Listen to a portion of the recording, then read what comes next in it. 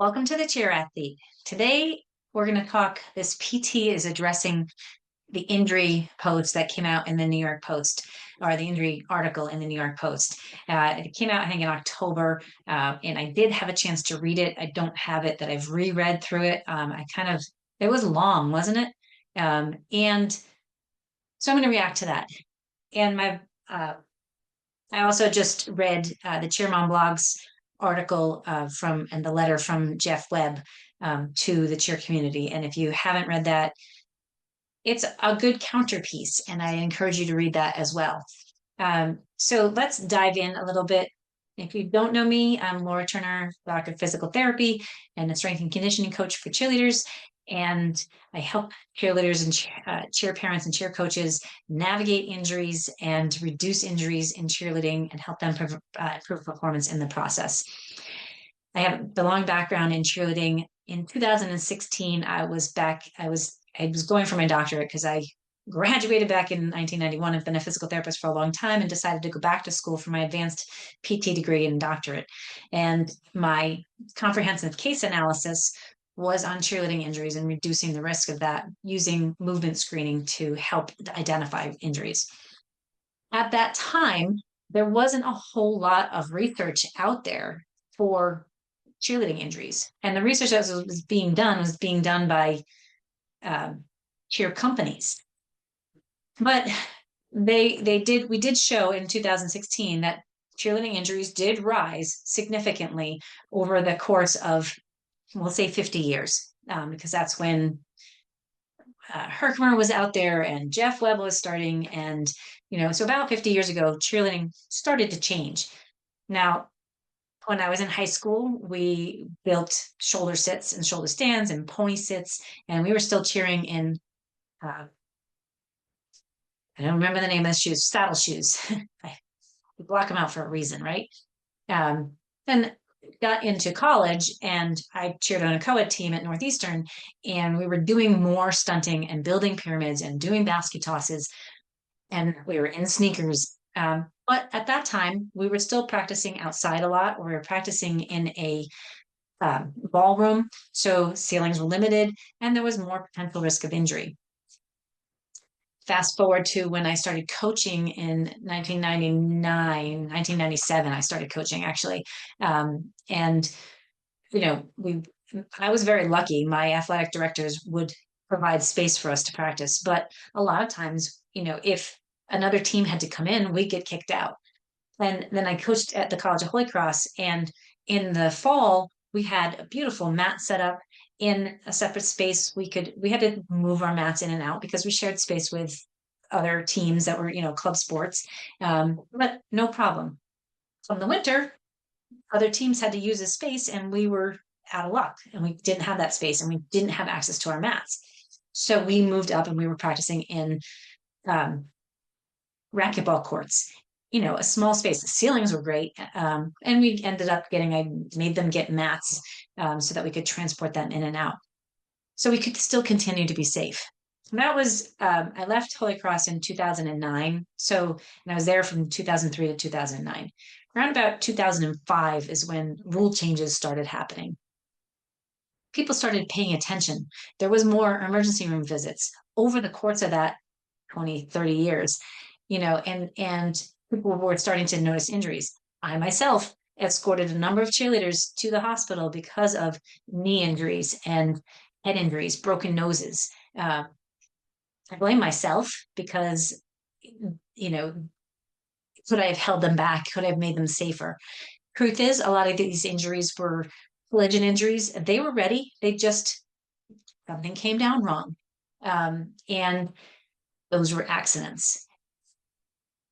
Accidents will happen in any sport. You could walk across the street and roll your ankle and be struck by a car. Accidents will happen. God forbid, please don't let that happen to anybody, but they will happen. What they found over the course of this time, as people have been going through time, is yes, they're starting to actually pay attention. This is a good thing. We may not be called a sport in the realm of Massachusetts. We're under Principals Association, but all the athletic directors that I worked for considered us part of the sports teams and gave us practice space. That's the most important takeaway there. Do we have the same equipment? And maybe we have to earn the equipment. Maybe we have to fundraise for it, but do we have the equipment? Do we have the space to be able to do what we need to do? Now, in this time frame, all-star cheering started to evolve and push the limits more. You had college cheerleaders. I know the kids that cheered at Northeastern after me were doing they were going to all-star gyms in between, and so they were getting extra reps in for tumbling and stunting. And that's when Northeastern was about to win the national championship in Daytona, and they were just progressing their skills like crazy because they were getting more reps in because these cheer gyms, and we loved the sport, and so we wanted to do it more. Not me, I wish I could have. I was past my prime at that point. And they continued to, push the limits. They started cheering at basketball games for the Celtics and really growing and getting more attention. And that's when hospitals started saying, hey, these guys are doing more stuff and you're seeing things on TV that are harder. And they started doing more research. So back to when I was in school, a lot of the research that was coming that I was able to find, we were trying to find stuff within the last 5 years, but I was finding things from like 99 and some things in the 80s like was minimal. And then there was a few articles between 2009 and 2016 that showed that the rates of injuries were actually getting better, and there was less massive injuries in that time frame since that rule change in 2005, where you couldn't build three high and you couldn't do basketball on hardwood floors. Since then, even just today, I looked up, there are a few articles that are of worth reading. There's still a lot of the research and studies and statistics comes out from USA Cheer and comes out from Varsity and other named cheer organizations or people like me that are reporting on it. And so the efficacy of that isn't really under standard testing measures. But there's articles from the National Institute of Health and PubMed that dive into, more of what is the etiology, how do cheerleaders get injured? And they dive into what are the rates of injury.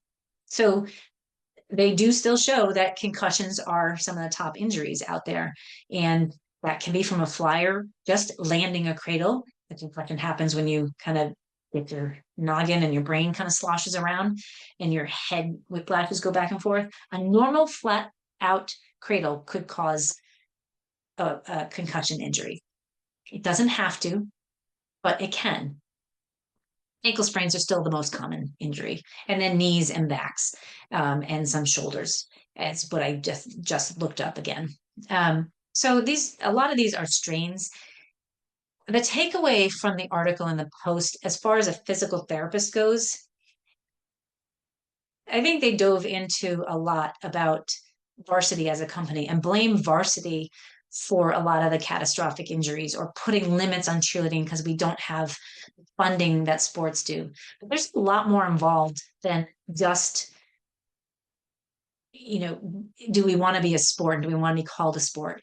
To be considered a sport, like the school has to have the funds to cover what it takes for us to be a sport. They need to have a Title IX end, and I don't know, I'm not the expert on this. I did a podcast 2 years ago. We talked a little bit about Title IX with Elizabeth Timberlake Newell. So go check that out. And the cheer mom she did a deep dive into some of the Title IX and what it would take for cheer to be considered a sport. So definitely go check that out because that was a phenomenal couple of episodes. But for us to be considered a sport and to really have the resources, that's what is holding us back. And I don't think that is all. I don't think it's Varsity's fault at all, actually. Now, are there things that they could do different? For sure. All of us could do something different to make things better. We all have to take responsibility. It is all on us to take that responsibility for our kids, for our athletes, to make sure that they're ready, to make sure that they are able to have the ability to do what we're asking them to do. On an injury wise, that's what's most important. And from a physical therapy perspective, I see kids coming in all the time that are not ready to be doing, they don't have the movement quality to be doing what we're asking them to do, to be doing the repetitions that we're asking them to do, to be doing the length of time through the week, let alone the season that doesn't end in All-Star. Or if you're a high school cheerleader and you are also doing All-Star, it doesn't end, right? It just keeps going. So when do we allow our kids to recover? And from a physical therapy standpoint, that's huge. I also see kids, most teams don't have a proper warm-up. The kids still come in and they stretch and maybe they do a little bit of running, but they're not actually taking their body through ranges of motion that will challenge their motor control and challenge their balance and take their joints and their muscles through full mobility. We're still focused on stretching and stretching to improve mobility. Sometimes it's okay, but most of the time, and this is where the movement screen comes in, you need to know, like, is a muscle tight because it's gripping and holding on, or tight because it's weak and fighting against something else? Those are things that help to prevent injury, not just blatantly forcing a range of motion. And that takes a village, right? It takes all of us. It takes the parent companies to set down the rules. Kudos to Varsity for actually taking an initiative to start a nonprofit company that established rules. They established rules for All-Star that then trickled down into the National Federation for High Schools. And guess what? Those are all under sports. And so we are considered a sport because they have set guidelines there. The the struggle, I think, comes like we want to be recognized, we want people to respect us, and we have to show that respect too. And we have to do the work to train like athletes, to teach our athletes to be athletes, to eat right, to get sleep, to drink water, to not be up late partying all the time, like I admittedly was when I was in college. To do your homework, to be athletes like everybody else. And we like that, and we do that, and we actually become that, then we are emulating what we need. We're emulating the sport. I do think the world actually sees cheerleading as a sport, and the injuries come with that. And this is going to be more prevalent. When I was just going to look, I can't find that article again. I have read it, but I went to go look for it again. There's about 15 different articles from the New York Post that are really hype. This cheerleader, did this, and I don't even know what they were, because a lot of them was like this, and they were all out within the last like 2 weeks, and it was just hype stuff. Nothing like that's not showing that cheerleading is a dangerous sport. It's dangerous. It is. We put our lives in our hands. We toss people in the air and expect other people to catch us. We flip in the air. We are standing 3 high tall. We do it at times when is not necessarily the safest. I applaud the cheerleaders that cheered in the Spirit of USA, I believe, Spirit of America, that cheered in the Macy's Day Parade. God love you. It was disgusting out, and you performed like amazing. And I love watching them do their stuff. But it was raining. They were on cement. Like, was that the wisest decision for us to show and for them to perform? No, it wasn't. And I'm sorry if I'm offending anybody, but that was relatively idiotic, in my opinion, because you're showing other kids that have to be at games that it's okay if they are stunting and tumbling in the rain on wet grass, or that they should be stunting and tumbling in a parking lot. This is not 1989 when I was practicing out on the concrete at Northeastern. Different times. We have different rules. We are building differently. We are doing different things. We need to pay attention. We know now that that was dangerous, and we need to have better respect for ourselves and show that we are safe.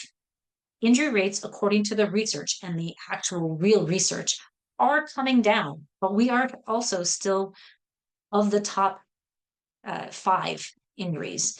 My athletic trainer in Northborough here at the high school still sends me information, and like, oh, injuries again. Here's another cheerleading injury. Here's another cheerleading. Like, we're still pretty prevalent.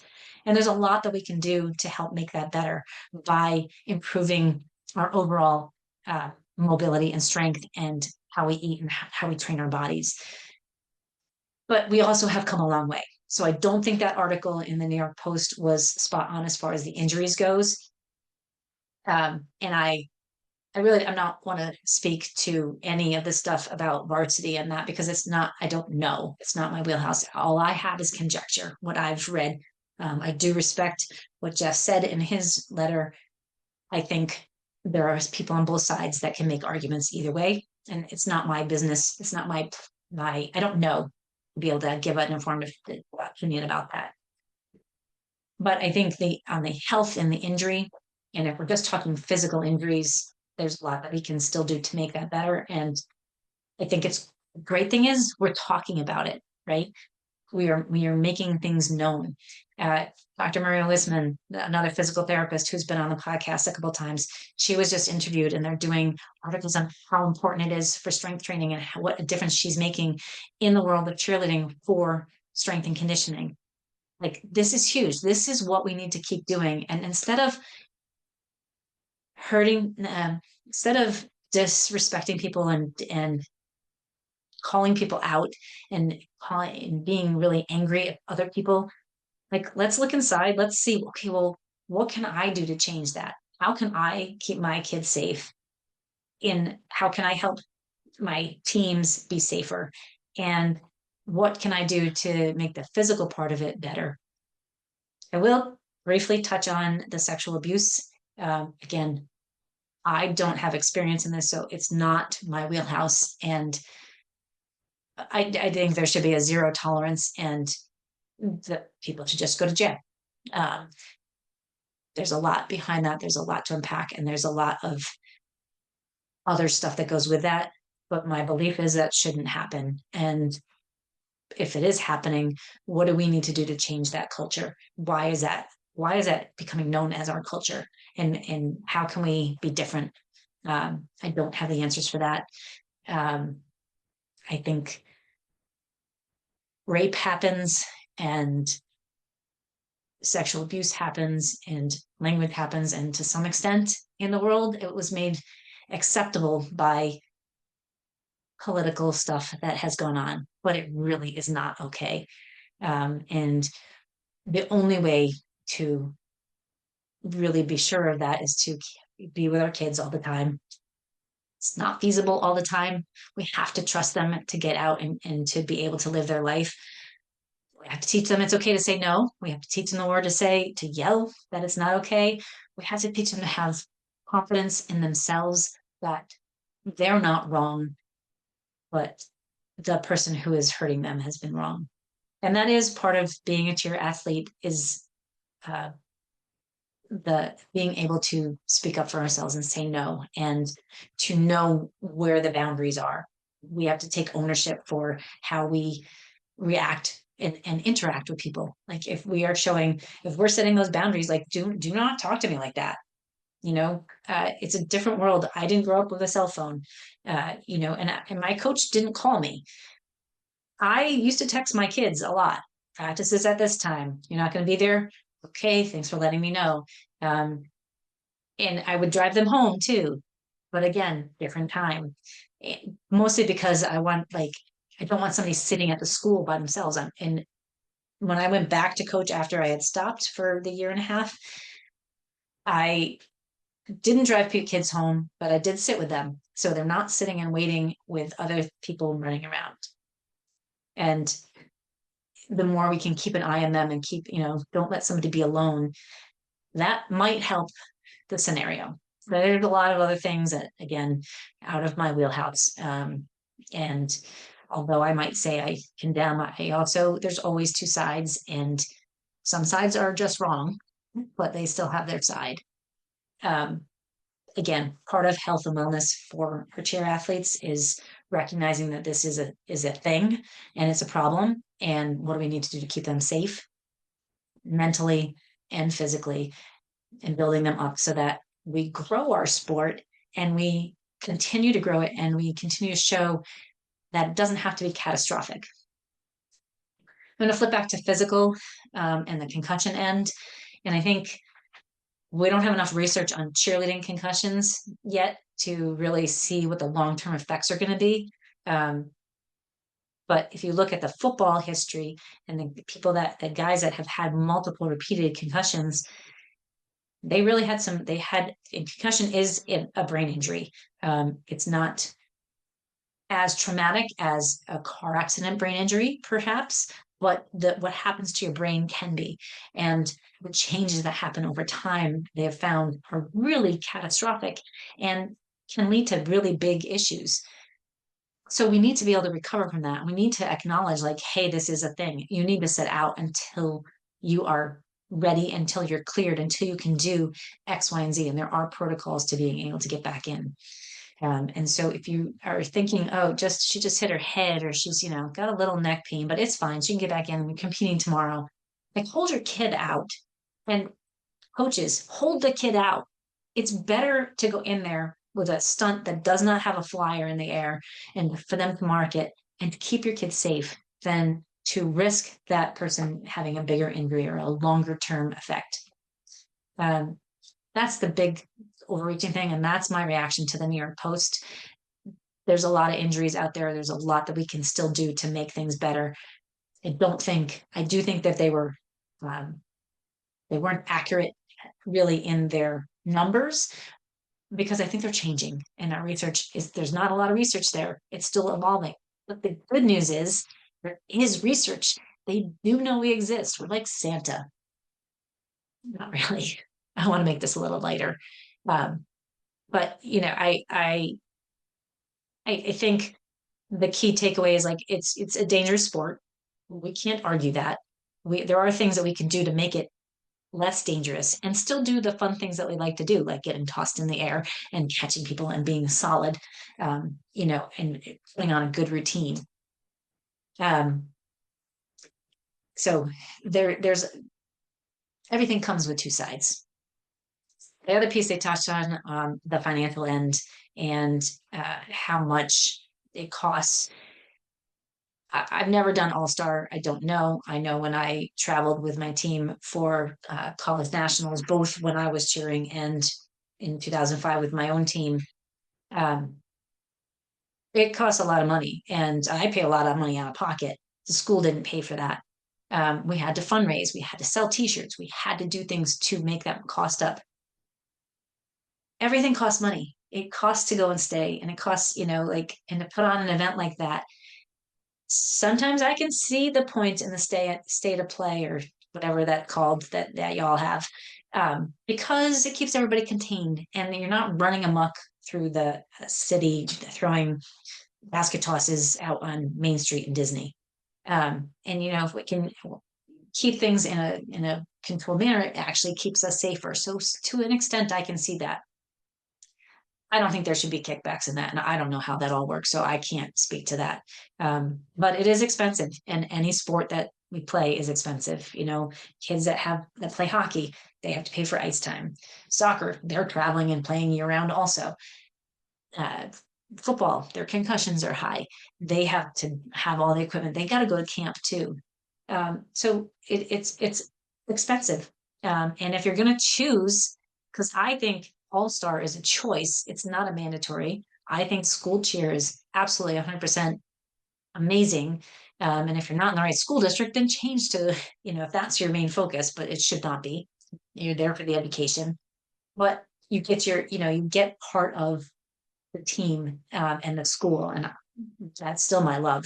And I want kids to want to cheer in college, because it's really fun to be at a football game and a basketball game and go to NCAA tournaments and to be on the floor and competing and hear the crowd cheering. It's amazing.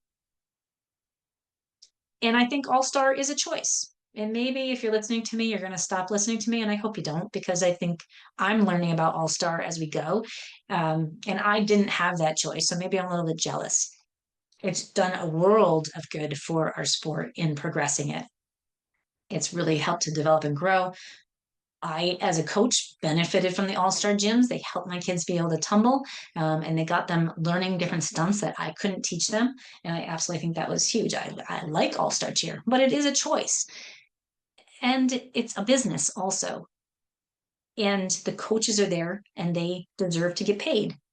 High school sports, high school cheer, I don't know what the cost, but they're getting paid now, but it's not a whole lot of money that any of us get paid. And the budget is not big. But it's not big across the board, and we have to be respectful of that. So there's a lot of ups and downs, and I know that that's a big.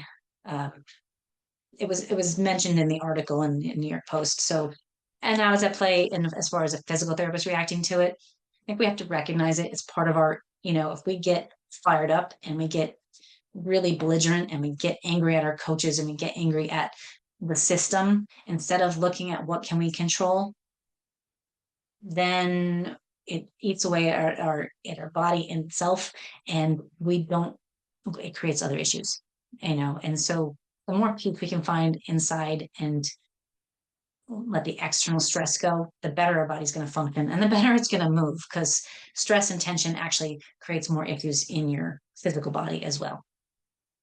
All right, that's my rant on and my reaction to the New York Post article, and also to Jeff Webb's response. Again, go check that out in the Cheer Mom blog because it's a good one. If you have any questions, I would love to have a conversation. You can email me, laura@movebetterllc.com, or send me a message on Instagram, the Cheer PT, or Facebook. I have the Cheer Athlete Facebook group. If you friend me on Facebook, I will accept your friend request. Just send me a message also so that I know, because there's a lot of weirdos out there that send random requests and then they just kind of haunt you. But I want to have conversations. I like having conversations. So please reach out. And if you want a safe space, come join the Health and Wellness for Cheer Athletes group on Facebook. And that's a safe place to ask questions, to have conversation, and to engage. And let's keep this conversation going to keep making our athletes be safe. I hope you have a great week. Don't forget, when in doubt, breathe it out. Take life one step at a time. You're responsible for your own vibes, and you can do anything that you put your mind to. Go get the day. Take care.